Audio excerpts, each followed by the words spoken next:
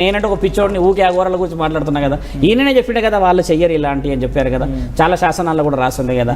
ఇప్పుడు ఎల్లూరి శ్రీనివాస్ సాధన ఏంది, ఆయన జీవితంలో ఎన్నో ఓడిపోయి విలువ ఎలా రావాలి అన్న తరుణం కోసం రుద్రాక్షలు, చితాభస్మం.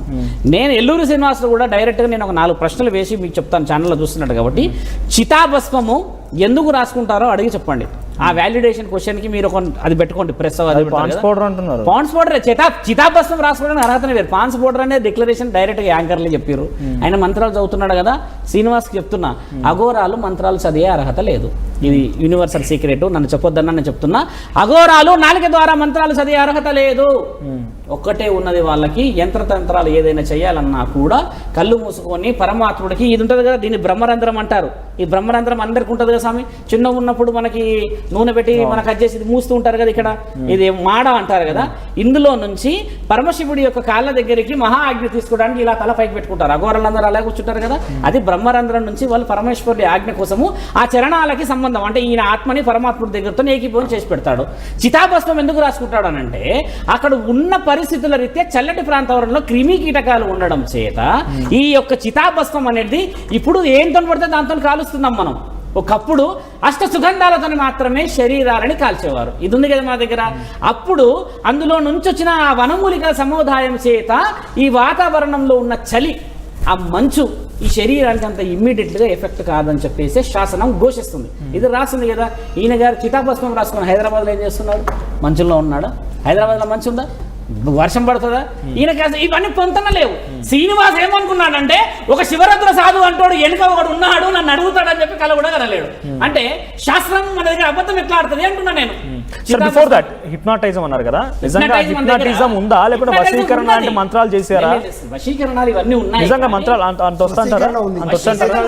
అంటే ఆయనకు వచ్చి అంటున్నారా? ఆయనకి వాడు గొంతొస్తుంది వాడికి. ఒక నేను చెప్తాను కదా, ఒక బిడ్డని జ్వరం వచ్చిన బిడ్డను ఎవరైనా తీసుకురండి, మామూలుగా తిప్పండి జ్వరం తగ్గుతుంది. అడుగుతాను నేను. వర్షని నేను గతంలో ఇంటర్వ్యూ చేసినప్పుడు, ఒక అబ్బాయికి కాళ్ళు చేతులు లేవకపోతే పూజలు చేశాడో కాళ్ళు చేతులు లేసని ప్రత్యక్షంగా చూస్తాను వర్షని అంటుంది. అంటే ఆ కాళ్ళు చేతులు ఎలా పడిపోయాయి అది చెప్పాలి మనం ముఖ్యంగా.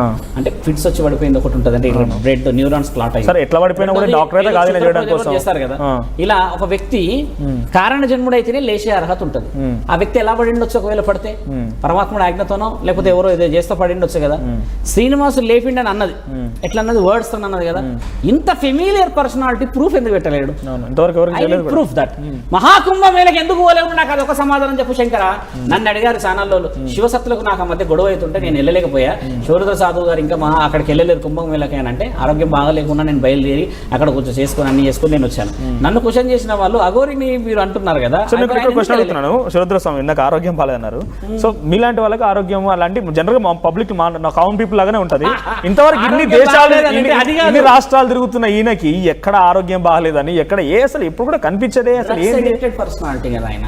అవునా?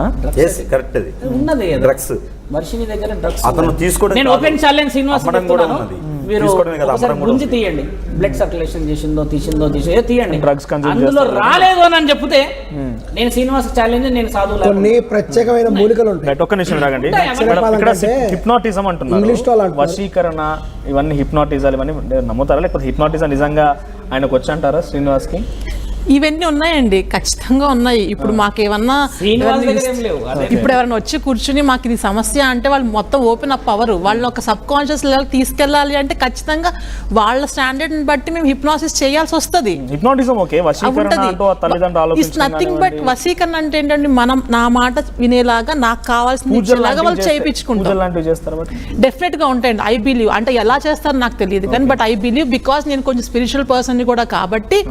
ఆయన అన్నట్టు ఇది వరకు మరి ఇప్పుడు ఎలా ఉన్నాయో నాకు తెలియదు కానీ మా అమ్మమ్మలు నాన్నమ్మలు ఉన్నప్పుడు పాతకాలంలో ఏయో చెట్ల నుంచి రసాలు తీస్తారు, దాన్ని ఏయో రకరకాలుగా చేస్తారు, దానివల్ల కొన్ని హెల్త్ ఇష్యూస్ వస్తాయి. సో అలాంటి టాక్ అయితే ఇప్పుడు మీరు జనరల్ గా అంటారు, ఎందుకు ఇలా ఉంది, నువ్వు నాకు మందు పెట్టావా అని అంటా ఉంటారు.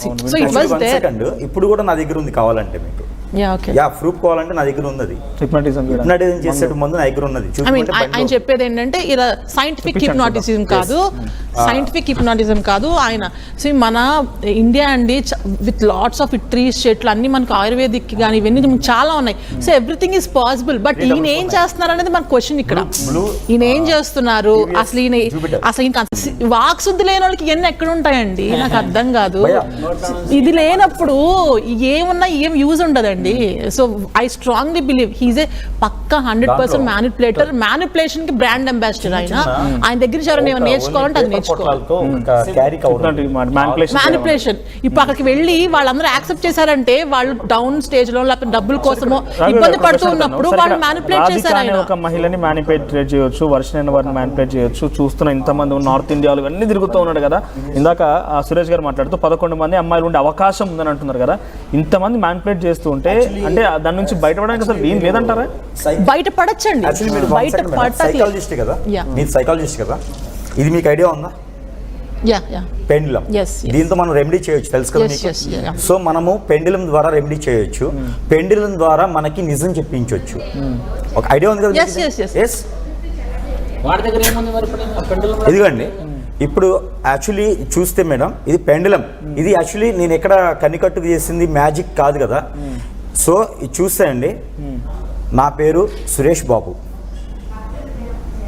యాక్చువల్లీ ఇలా అంటే ఎస్, ఇలా అంటే నో. ఓకే, నా పక్కన ఉన్న వ్యక్తి పేరు శివరుద్ర గురువు గారు. నేను ఇప్పుడు ఆస్ట్రేలియాలో ఉన్నాను. హ్యాండ్ షేక్ చేయట్లేదా? ఎస్, మీరు పట్టుకోవచ్చు, మీకు ఇస్తాను. సార్ దీని వెనకాల నేను సైన్స్ చెప్తాను. ఒక్క నిమిషం మనం చూద్దాం. ఇప్పుడు అది నిజమా అబద్ధమా అని చెప్పేటప్పుడు మన బాడీలో నుంచి ఒక ఫ్రీక్వెన్సీ. నేను మంత్రాలకు దీన్ని కూర్చోలేను. ఒక్క నిమిషం వెళ్ళిపోతుంది. యాక్చువల్లీ మీ సైడ్ ఇలా సైడ్ ఉంటే ఎస్ అని, ఇలా తింటే నో అని. యాక్చువల్లీ ఇప్పుడు అలియాస్ శ్రీనివాస్ అఘోర్నియా కాదా మీరు అడగండి. అల్లూరి శ్రీనివాస్ అఘోరియా కాదా? ఇప్పుడు కాదు, వస్తుంది చూడండి, మీకు ఇలా తిరుగుతుంది. మీ పేరు చెప్పండి ఫస్ట్. నా పేరు మనోజ్, అవునా కాదా? నో అని చెప్తుందండి. Yes, 1 minute. సార్ ఇక్కడ ఒకటి వామ్మో, అంటే ఎవరి చేతిలో ఉంటే వాళ్ళ చేతిలో పనిచేస్తుంది. అది కూడా చెప్పండి సార్. ఒకటండి, ఇప్పుడు ఇక్కడ ఉన్నటువంటి న్యూస్ ప్రెజెంటర్ పేరు మనోజ్ గారు. అది మీ దగ్గర పనిచేస్తుందండి. నేను ఎక్కడ ఊపట్లేదు, గురువుల చేతిలో పనిచేసేది. నేను ఎక్కడ ఊపట్లేదు, చూడండి. సార్ నా దగ్గర ఎందుకు మరి మిస్టేక్ అని మీ దగ్గర పనిచేస్తుందేమో. మీరు చెప్పండి మేడం. అంటే ఇన్ని జరుగుతున్నా కూడా ఎవరు ఒక్కరు క్వశ్చన్ చేయకుండా ఆయన ప్రతి ఒక్కరు నిజంగా నేను ఒక బయటికి వెళ్ళాను, నేను అఘోరి అనగానే ఫస్ట్ నేను కూడా ఇంప్రెస్ అయ్యాను, కలుద్దాం అనుకున్నాను నేను అని అంటున్నారు. అంటే పబ్లిక్ అంత అట్రాక్ట్ అయిపోతున్నారు ఆయనకి. అంటే కలవని వాళ్ళు కూడా అట్రాక్ట్ అయ్యేంత శక్తులు ఉన్నాయి ఆయన దగ్గర. చదువుకుంటూ ఏదో నాలెడ్జ్ పోతున్నట్టు అదే చెప్పాక లాజిక్లు ఎవరు నమ్మట్లేదండి, ఓన్లీ మ్యాజిక్లు నమ్ముతున్నారు. ఆయన వచ్చిన విధానం, ఆయన చేసిన పనులు బట్టి చాలా మంది అట్రాక్ట్ అయ్యారని నిజము. అందులో సొసైటీలో పెద్ద స్టేజ్లో ఉన్న వాళ్ళు అయి ఉండొచ్చు, తక్కువ ఉన్న వాళ్ళు ఉండొచ్చు. వాట్ ఎవర్, మనం లాజిక్ మిస్ అయిపోతే ఇంకేముంటుంది చెప్పండి. అందరూ మ్యాజిక్ డెఫినెట్ గా అట్రాక్ట్ అవుతున్నారు. అండ్ ఐ వరీ అబౌట్ ఈయన 2-3 అంటేనే నేను వరీ అవుతున్నా, ఇంకా 11 మెంబర్స్ అలా ఉన్నారంటే. యాక్చువల్లీ అది కూడా నేను చూపిస్తాను. యాక్చువల్లీ కొన్ని ఈ అలియాస్ శ్రీనివాస్ అఘోరిని అనే వ్యక్తి ఎంతమంది అమ్మాయిల్ని హిప్నటైజ్ చేసి ఉండొచ్చు? 1, 5, 7. లేదంటే మీ దగ్గర పనిచేస్తుంది, బిలీవ్ చేయట్లేదు దాన్ని. 11. సురేష్ గారు మీ దగ్గర పనిచేస్తుంది, బిలీవ్ చేయట్లేదు. యాక్చువల్లీ మీది కూడా పనిచేస్తుంది. ఒక మాట ఏం వదిలిందంటే, నేను ఒక సాధువుగా చెప్తున్నాను, చాలామంది కుటుంబాల నుంచి వస్తారు ఆడవాళ్ళు, వాళ్ళ బాధలు చెప్తూ వస్తారు. అయితే ఇక్కడ విషయం కూడా ఏంటంటే స్వామి, ఆడవాళ్ళు వచ్చిన దాంట్లో ఫస్ట్ ఫైనాన్షియల్ స్టేటస్ అడుగుతారు, తర్వాత వాళ్ళ మానసిక స్టేటస్ అడుగుతారు, శారీరక సంబంధం అడుగుతారు. ఇలా అడిగిన తర్వాత ఆ గురువు గారు ఆయన నెక్స్ట్ మాట్లాడే విషయాలు తీసుకెళ్తాడు. అయితే ఇక్కడ శ్రీనివాస్ మాట్లాడిన వాళ్ళందరూ మీరు అన్నట్టుగా నిరుపేద వాళ్ళే.